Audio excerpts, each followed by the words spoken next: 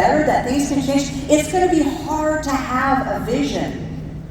And if you're not walking away with the level of belief that you had hoped for, I would encourage you to get with your neighbors, to get with your upline, crossline, whomever, and borrow theirs for a time. Because it has to start with that belief.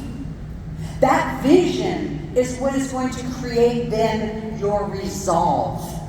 When David Schmidt just told his story, some of you might have heard it for the very first time.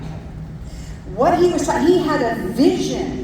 He had a vision of how the world could be a better place and how his contributions could help it be so. Be the change you want to see in the world. That is a call for all of us.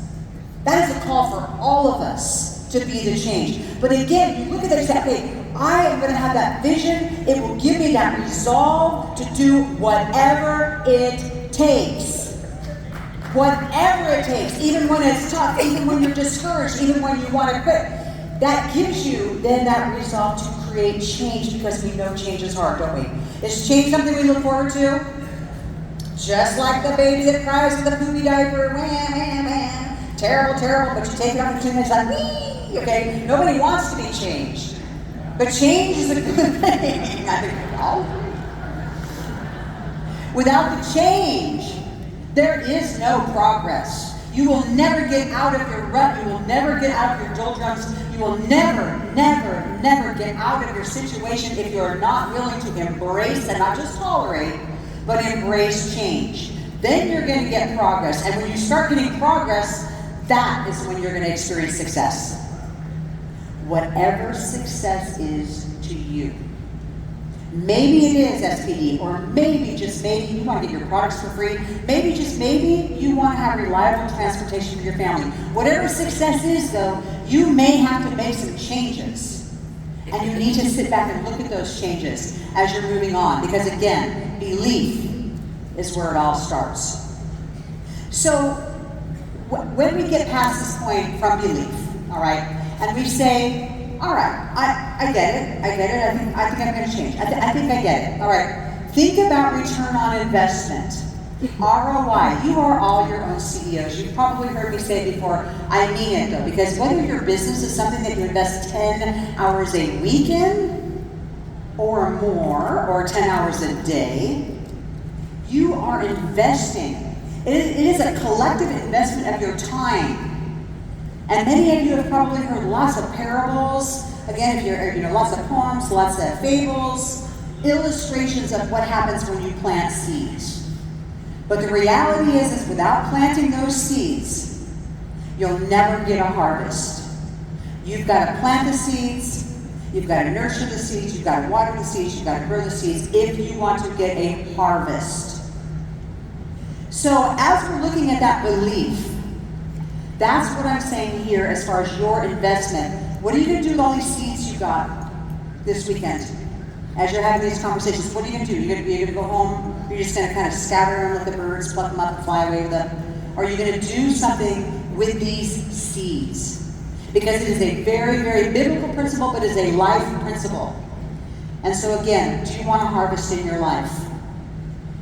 Do you have mountains that are your way? We know there's another parable there, right? That little mustard seed, if you have the size of a mustard seed, you can move the mountains in your life.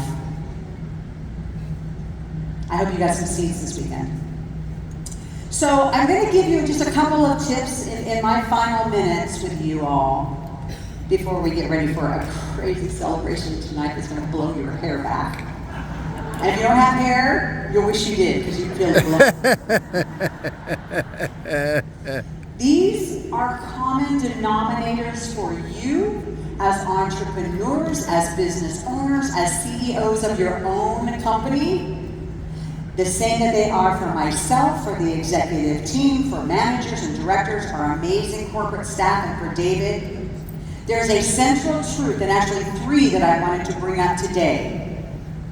Because there really is little difference. It is not a single sport, direct selling. There's a reason they call it network marketing or social selling. It involves other people. This is not an individual sport. It is a team sport.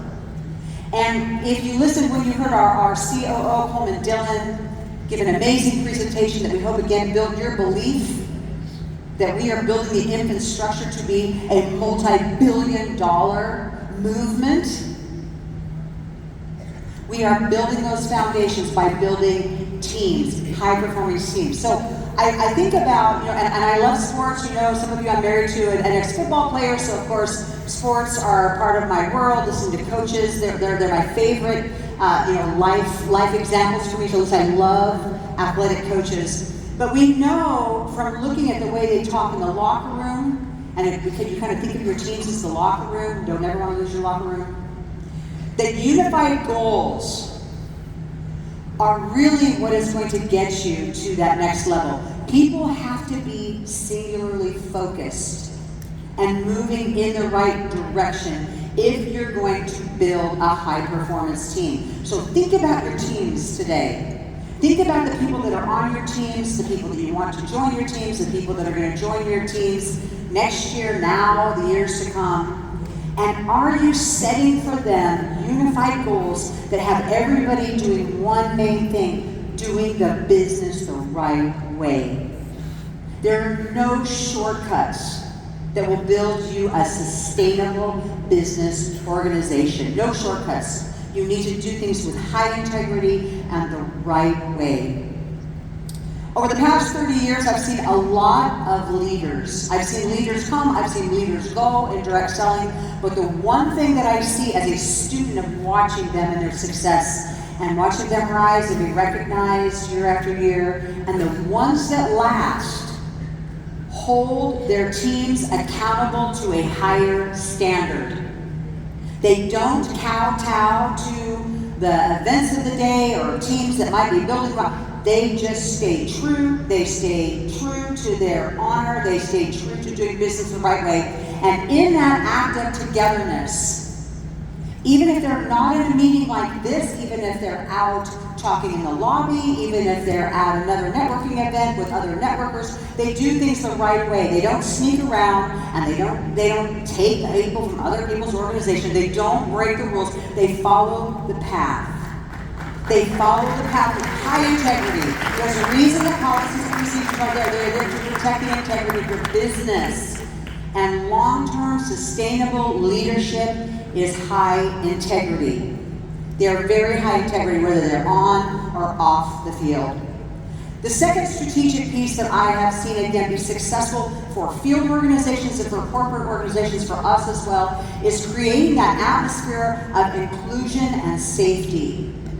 Being good to your people, knowing there are no people that don't have value. My dad taught me when I was a very little girl. He said, Meredith, when I was going off to grade school, he said, Meredith, there's one thing I want you to remember. You're going to meet a lot of different people when you go off to school. I still remember to this day. He said, Meredith, just think that every single person that you meet has a little treasure inside. And it is up to you to figure out what it is. And there are many times when you look at the people, and I'll be darned if you can figure out what that treasure is. It's like, oh, really? But if you look hard and look past maybe what's hurt them, that's caused them to act a certain, there's some treasure in that. And as a leader, we need to be always looking past something and say, what is their motive? What is driving them? And at corporate, this is it, because we're building a high-performance team at corporate. And we're aligning our strategic goals. When we get back from here, we have trainings with our staff and our team on Monday and Tuesday. We're putting together our 2025 strategic plan so that we can present it to David and other members of the board to get all the sign-off that we need for our projects that are going to serve you, people that we might need to add to the team to serve you. All of this work is being done, and we will not rest and we will not stop. You're welcome. You are welcome, dear lady. Because there is accountability at corporate, but you have your own organizations. And if you want to have an amazing team that is going to sustain over time, the biblical principle, but the business principles as well, they apply to you as entrepreneurs. And so stay connected with your leaders. I mean, this is something, again, that I have seen so many times. It's like the really good leaders. I mean, take the ones that you've seen on stage today. They are so engaged. They know what's happening with their leaders. They know what's happening with their families. They stay engaged with leadership.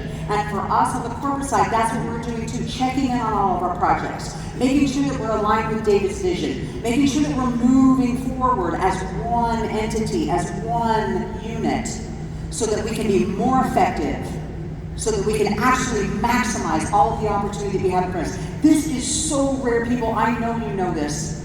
But direct selling right now, this is it. LifeWave is it. It is so rare. It is so dear. It is so precious. What's happening right now that we are sustaining this, we want to seize every moment.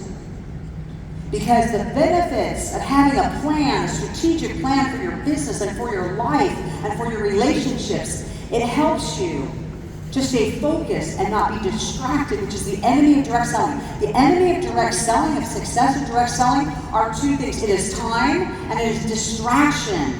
People that get you off course. That's why you have to have a plan. You need to have a plan. I have a plan. We all have plans.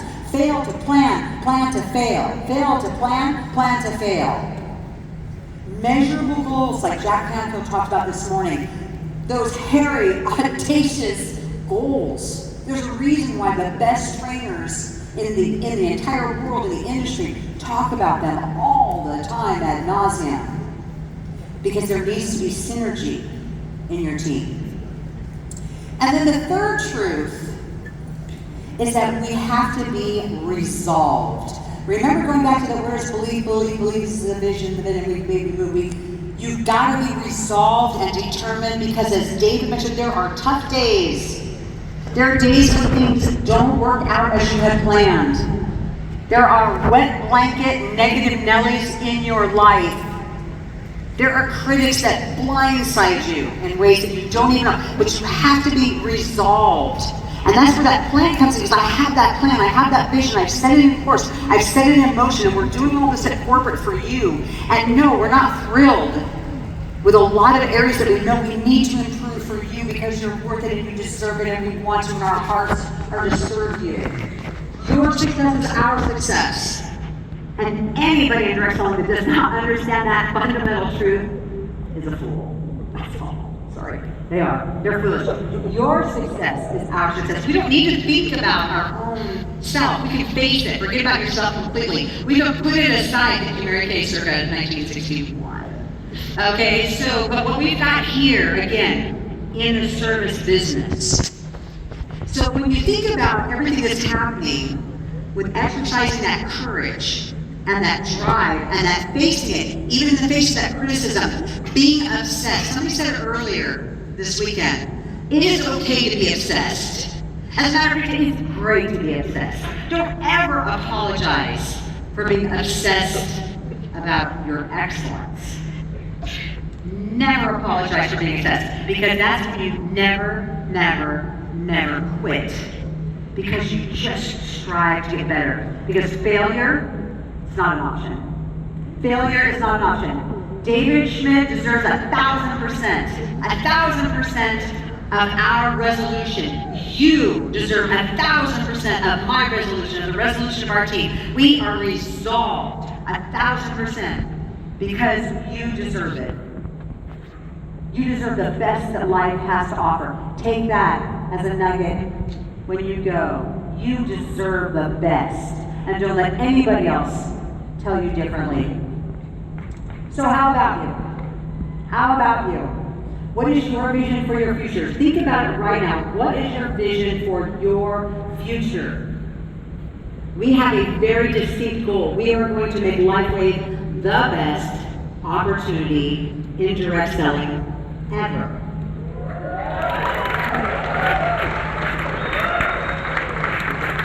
But it's up to you what you're going to do with that vision. It's up to you. What have you learned this weekend that is going to help empower your plan?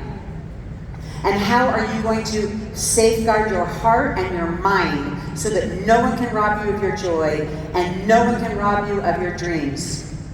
Surrounding yourself with like-minded people, a like-minded team.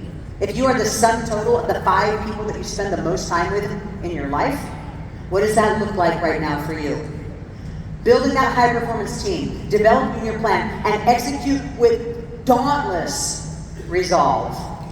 Dauntless resolve. No matter what the critics have to say. And working tirelessly to get your goals. So college football fans, Oregon Ducks over Ohio Buckeyes. Great game, go Ducks.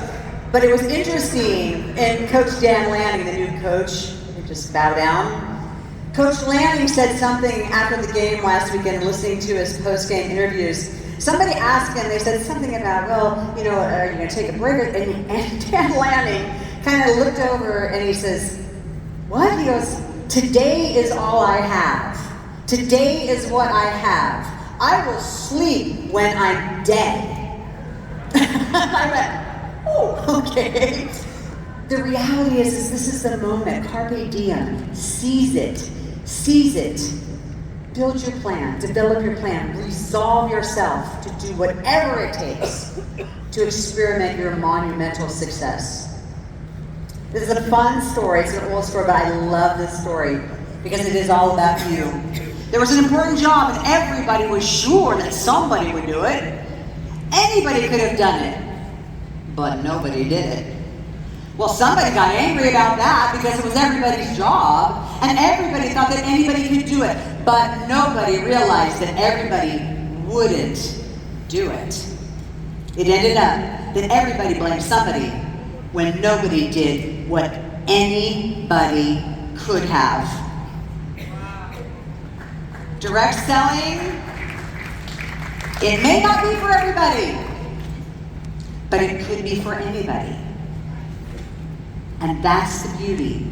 And that's the beauty of it. So, my dear, dear friends, it is with all love and respect that we dedicate this time to you and sincerely hope that we have delivered an experience that will help each and every one of you to see that light, to be that light, and most importantly, to share your life with the world. Thank you, friends. We love you. Hallelujah. Wow. Wow. She is outstanding.